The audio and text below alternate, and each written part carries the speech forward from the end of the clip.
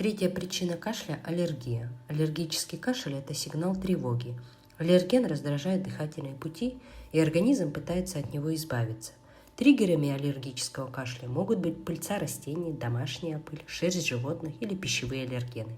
Аллерген попадает в дыхательные пути. Иммунная система ошибочно воспринимает его как угрозу.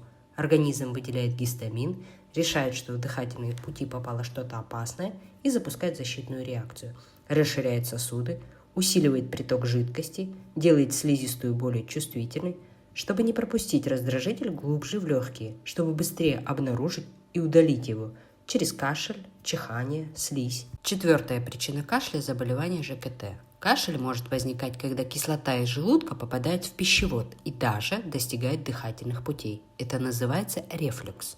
Кислота из желудка раздражает слизистую пищевода, раздражение стимулирует кашлевые рецепторы, мозг получает сигнал, включается защитный рефлекс, чтобы удалить раздражитель.